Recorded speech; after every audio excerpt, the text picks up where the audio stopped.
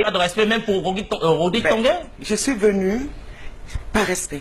Pour qui? Pour vous tous. Mais quand je suis venu, vous m'avez agressé. Mais personne ne vous a agressé. Vous agressez les gens en permanence. Je vous ai fait des éloges avant cette émission, voyez-vous. À me faire des éloges évidemment. Et venir m'agresser. Mais je ne vous ai pas adressé, vous refusez de répondre à nos questions, vous refusez de jouer le jeu. J'ai joué le jeu, j'ai répondu à vos questions. Non, vous n'avez pas répondu. Bah écoutez, si vous estimez que pendant 1 heure, je n'ai pas répondu à vos questions. Non, je parle de mes questions, madame. Vos questions, quoi? Je veux savoir qui vous êtes. J'aime ça. Pourquoi vous avancez à pas masqué, à visage masqué, j'allais dire? Pourquoi est-ce que vous jouez de cette double culture?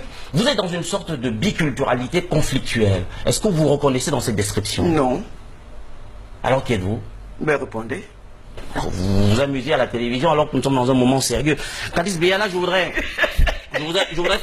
quand même savoir ce qui reste de votre francité. Alain Finkielkraut a écrit un livre extraordinaire il y a quelques années, L'identité malheureuse, un livre que j'ai eu le bonheur de lire, je suppose vous aussi, et dans lequel, c'est dommage si vous ne l'avez pas lu, je vous suggère de le lire. Je vous dirai pourquoi je ne l'ai pas lu. Alors, on en reparlera. Il déplore la perte des valeurs culturelles françaises. Est-ce que vous partagez sa peine? Non. Pourquoi? Parce qu'une identité n'est pas figée dans l'espace-temps. Maintenant, je ne peux pas vous répondre parce que vous m'avez posé la question. Vous aurez perdu 10 minutes, mais c'est pas grave. C'est pas grave. C'est pas grave. Allez-y. Prenez vos tons. Allez-y. Ça sert à rien. Descendant, n'est-ce pas? Comme vous m'avez bien éduqué. Non, il y en a... Allez, répondez. Ne perdez pas vos moyens, répondez à ma question. Moi, perdre mes moyens face à vous. Ça peut arriver. Ah, le Camerounais est très fort. Quand vous aurez fini de rire, je pense que vous me répondrez. Enfin, si je peux bien. Hein. Non, mais attendez, l'identité malheureuse. Une identité n'est pas figée dans l'espace-temps, monsieur. Une identité change. C'est comme des étoiles, ça se déplace. Ce n'est pas quelque chose de figé. Donc, quand vous prenez pour référence un homme qui semble penser qu'une identité est figée, c'est bien triste. Même l'identité camerounaise, en 1960, 65, 70, n'est pas l'identité camerounaise de 2015. D'accord? L'identité est vivante. C'est un organe vivant qui change. Donc, elle ne saurait être malheureuse parce que Finkielkraut regrette qu'il y ait aujourd'hui en France une mixité qui pousse l'identité à changer. Aujourd'hui au Cameroun, il y a une mixité qui pousse cette identité, vous qui venez de nos nouvelles, à changer en permanence. Les gens de Nobel, par exemple, sont des Camerounais métissés. Puisque souvent en Nobel on parle plusieurs langues. Donc, doit-on dire que l'identité camerounaise est malheureuse parce qu'elle est en train de changer? Je pense que ça, c'est une défaillance intellectuelle. De la part de Finkielkraut. Alors, je vous posais cette question à dessein, Kadis Béala, parce que, effectivement, quand on vous entend parler de la France, de la société française, vous en parlez en des termes extrêmement durs, vous brossez souvent, je peux me tromper, mais ce n'est qu'une question de perception, vous brossez souvent une fresque extrêmement morose de la société française et même de la France politique. Au fond, quand on vous entend comme ça, on a envie de se demander ce qui reste de votre francité, Kadis Béala. Qu'est-ce que vous appelez francité? C'est votre caractère français, le fait d'appartenir, je parle bien d'appartenance au sens sociologique du terme, votre capacité à appartenir à cette société, à faire corps avec les gens de cette société française. Êtes-vous encore française? Êtes-vous encore française? Les gens, c'est les Français, évidemment. C'est qui les Français? Vous les connaissez, les Français? Évidemment, c'est les Français. Vous les connaissez? C'est vous, par exemple. Si vous ne les connaissez pas, quel est votre... je n'ai pas dit que je ne les connais pas. Vous avez des raccourcis incroyables, madame Béala. Vous les connaissez alors? Eh oui, donc, vous êtes française, par exemple. Si vous dites par ailleurs que je suis française et que je ne le suis pas... c'est pas ce que j'ai dit. Non, mais vous avez dit que qu'est-ce qui reste de ma francité? Mais c'est ce que je veux savoir. Non, mais quelle est votre unité de valeur pour savoir si je suis française et à quel degré ou pas? Je vais vous dire justement, si vous connaissiez les Français, si vous connaissiez le gaullisme, vous sauriez que je suis peut-être plus française que ceux qui vous croyez être. Parce que quoi? Je vais vous expliquer. Vous connaissez ce qu'on appelle le jacobinisme? Je connais le gaullisme, le jacobinisme, s'il vous plaît. Vous n'allez pas nous faire la leçon sur ces concepts qui sont connus de tous ceux qui lisent quelques livres. Vous avez lu quelques livres. Évidemment. Et vous savez peut-être pas que les plus grands intellectuels français ont toujours été des très grands contestataires de la société elle-même, pour qu'elle puisse évoluer, pour qu'elle puisse changer. Sauf que vous n'arrêtez pas là, et c'est là que j'ai un problème avec vous, Madame Beyala. Vous avez des raccourcis terribles. Tout à l'heure, lorsque vous parlez, pardon, faites pas ça à la télévision, Madame Beyala, s'il vous plaît. Pourquoi la télévision fait quoi? S'il vous plaît, ce que vous venez de faire est extrêmement grave. Ne faites pas ça à la télé. Bon. Vous avez quelque chose d'extrêmement pernicieux, c'est que vous faites des raccourcis, vous vous cachez encore une fois. Tout à l'heure, lorsque vous parliez de la France, vous disiez, ils nous ont accordé l'indépendance. Vous parlez de la France comme quelque chose d'extérieur à vous. Je vais vous demander, vous adressez cette question, mais soyez sincère, s'il vous plaît, si ça peut vous arriver une fois dans la vie. Est-ce que vous êtes encore Vous restez, nous sommes en direct à la télé. Mais nous sommes en direct. Mais Khalid Beyala ne va pas nous faire cette invité. Bonne soirée, Madame Beyala. Nous sommes. Bonne soirée à vous. Non, Luc Ferry, non. Luc Ferry, c'est notre invité. C'est notre invité. On va la ramener en plateau avec la contribution de Patrick Dobor, notre chef d'édition, Alain Tchakounté. Nous allons poursuivre cette émission. Avec. Supporter un petit couillon. Non, nous sommes à la télé pour l'hygiène de cette Vous avez dit tout à l'heure qu'il est con, maintenant c'est couillon. Luc Ferry. C'est pas gentil, Madame Beyala. Mais évidemment, je ne lui ai rien dit de méchant. Alors, c'est pourquoi je ne lui réponds pas. C'est pourquoi je ne lui réponds pas. Alors, si vous avez une dernière question pour sortir. Alors, mon cher Rodrigue, il va falloir choisir à un moment donné. Vous m'avez pas appelé depuis le début de la semaine. J'ai décommandé un certain nombre de rendez-vous pour être ici ce soir et pas proposer. Oui, mais pensons aux millions de personnes qui nous regardent. Si nous pouvons faire chuter un peu. Une dernière question, alors que je n'ai pas fini d'échanger, je peux ne pas la poser ma question. C'est pédagogique, n'insistez pas sur les détails. Non. Voilà. On peut faire chuter le mercure. Je dis donc que je vais faciliter la tâche parce que le mercure n'est pas monté chez moi. Du tout. Si je n'ai absolument pas. Ah ben dis donc. Absolument pas, chère maman. Vous avez commencé par m'insulter. Chère maman, non, pas du tout, évidemment pas. Et après vous, pas du tout. Khalid Beyala, vous êtes une icône. Vous êtes une icône de la littérature francophone, de la littérature tout court. Nous vous respectons en tant que tel. Luc Ferry, vous êtes un critique respectable et nous vous rendons le respect qu'on vous doit. Nous allons poursuivre sereinement, j'espère, cette émission avec des questions, strictement des questions. Pas de jugement de valeur, s'il vous plaît. Il n'y en a pas. Des questions.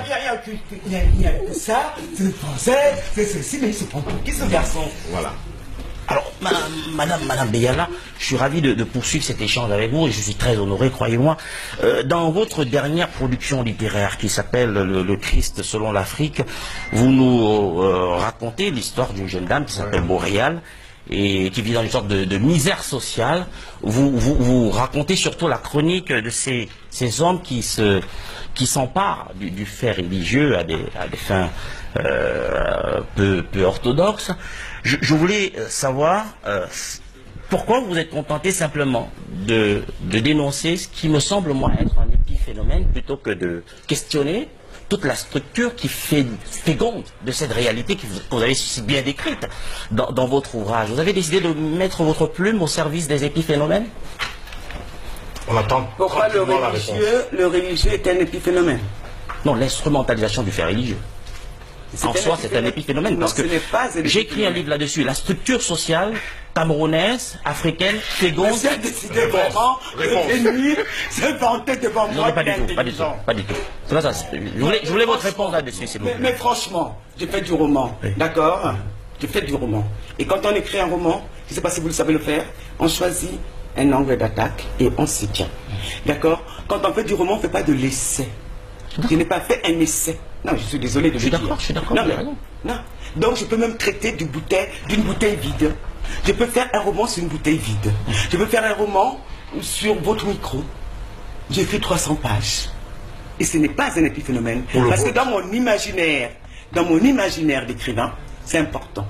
Donc vous n'allez pas me dire ce que je dois écrire, ou que c'est un épiphénomène ou pas. Je veux dire que pour moi, c'est la narration, c'est la beauté de l'écriture, c'est la beauté des situations qui comptent. Donc, ne confondez pas, monsieur, déjà, le roman, l'essai et les autres genres. Il n'y a pas de confusion, parce qu'il y a une confusion. Le roman n'est pas neutre d'engagement. Le roman peut se permettre d'être neutre d'engagement. Bon, voilà. Le roman peut obéir juste à l'esthétique, monsieur. Oui, mais alors, je pense que je suis désolé. Non, non, le roman... Oui, c'est d'ailleurs la première vocation, Non, mais- à mon sens. À mon sens. L'esthétique est fait rêver. Oui. Mais on ne peut pas vous présenter comme auteur engagé, écrivain engagé. Vous nous dites Je que sais vous pas, écrivez monsieur, simplement pour écrire. C'est un Monsieur, problème. monsieur, je ne suis pas sûr que vous ayez bien suivi ma carrière. J'ai toujours bien séparé mon œuvre littéraire de mes engagements politiques. C'est deux choses totalement bien séparées. D'accord? Bien disloquées, bien séparées dans ma vie. Vous nous dites ce soir que vous n'êtes pas une écrivaine engagée, c'est ça? Ce sont les autres qui ont décidé que j'étais, puisque je m'engage par ailleurs dans des combats, ils confondent avec mes romans qui sont d'abord avant tout des œuvres purement littéraires. Donc ce soir, on Reste retiendra une minute. On retiendra ce soir que Calice Beyala n'est Patrick pas... d'abord viendra nous dire ce qu'on retiendra de cette émission. Donc c'est une façon d'introduire ma prochaine question, monsieur le Tonguet. Ne rentrez pas dans ce jeu. On avance. Ne me mettez pas en situation inconfortable. Donc je poursuis en disant effectivement qu'on retiendra ce soir Non, on ne retiendra rien de vous. que Calice Beyala n'est pas un auteur engagé. Ceci dit, on ne retiendra rien de vous. permettez de placer Non, la question, s'il vous non, plaît. monsieur. C'est terminé. Je voulais échanger avec vous sur Provoquer pour bien des provoquer, sujets, provoquer. mais On va poursuivre oui, l'échange c'est dommage. sur les réseaux C'est dommage. Je sociaux voulais après la Attaquer pour attaquer. Non, c'est pas ça. Si c'est ce que vous avez C'est fait, pas monsieur. ça. C'est ce que vous faites, monsieur. C'est la Calix, on prend C'est pas ça. la dernière. Je peux même pas poser la dernière question. Ah, voilà. Vous voulez, non, je peux pas la poser, donc puisque je n'ai pas la possibilité de le faire. Je vous souhaite bonne chance pour la suite. Merci, merci. Merci Luc Ferry Wandi pour ce passage sur notre plateau pour le duel. Nous allons poursuivre notre échange. Luc Ferry Wandi parlait déjà de votre production littéraire. Nous allons continuer sur cette dorsale jusqu'à la fin de cette édition. Il nous reste 10 petites minutes pour mettre la clé sous le paillasson. Alors, répondons donc à cette question. Et c'est vrai qu'on ne peut pas se tenir sous la véranda et se voir passer dans la rue. Peut-être ce serait mal placé de vous demander à vous si vous êtes un écrivain engagé ou pas, mais sa question revient quand même autour de vous. Non, mais je suis désolé, écrivain engagé ne veut pas forcément dire que son œuvre littéraire elle soit engagée. Un écrivain peut faire son travail d'écrivain, qui est un travail d'esthétique, de réflexion sur la société, peut-être, de beauté, de voyage, de rêve, et par ailleurs être engagé sur le plan social et politique. C'est ce que je fais. Donc, on ne va pas forcément décider que je suis un auteur engagé parce qu'on a lu un de mes livres. D'accord? Ou on ne va pas dire que oui, elle a traité d'un épiphénomène qui serait le religieux dans le Christ selon l'Afrique. Je pense que là, vous savez, le drame, c'est de jouer les intelligents quand on ne l'est pas trop. C'est un vrai drame. C'est pas gentil avec Non, vos contradicteurs. Non, mais vous avez dit l'arène, hein? Restez au milieu de l'arène. Vous avez dit qu'on est dans l'arène, n'est-ce pas? Au fond, je suis le plus gentil de ce soir. Oui, non, mais vous avez été plus droit. Et quand les gens sont droits, je suis droite avec. Et Calix Quand les Beyala gens- qui donne les bons et les mauvais points. Voilà. Ben oui, ben, Donc, nous allons poursuivre cette émission. Une dernière question avant de recevoir Patrick. Christian Dobo, Calix Beyala, s'il vous plaît. C'est ici que ça se passe, c'est pas en dehors du plateau.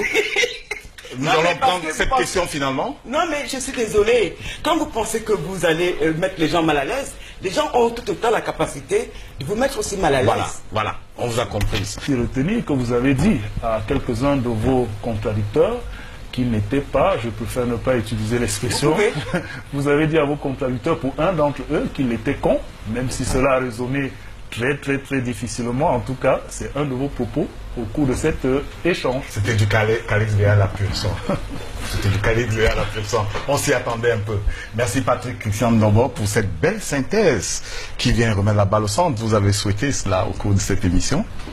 Un petit commentaire sur sa synthèse. Non, ça est très bien faite, elle est très juste, il n'a pas essayé de déformer. Ce qui me désole quand Ce sera le mot de la fin. c'est quand les gens déforment la pensée. Et non, quand quelqu'un ne déforme pas la pensée et qui me contredit de manière honnête, je réponds. Je réponds comme cet échange que nous avons eu. Avec elle, avec lui, il n'y a pas eu. Mais dès qu'il y a déformation de ce qu'est la réalité, je ne supporte pas. Merci en tout cas Calix Beyala d'avoir accepté notre invitation J'ai eu envie de reprendre la formule culte. Merci d'avoir accepté de vous prêter au jeu. Vous pensez que vous êtes prêté au jeu? Oui, je crois quand même. Merci donc. Merci donc. Merci à Alain Tchakounte d'avoir accepté notre invitation. Merci à Alex Gustave Azebazé d'avoir accepté notre invitation ce soir. Et à Luc Perry Wandji pour le duel. Un duel qui a été quand même un peu chaud. Mais on était dans l'arène, chers téléspectateurs. Je vous invite à nous retrouver dans 2 semaines avec un autre client tout aussi.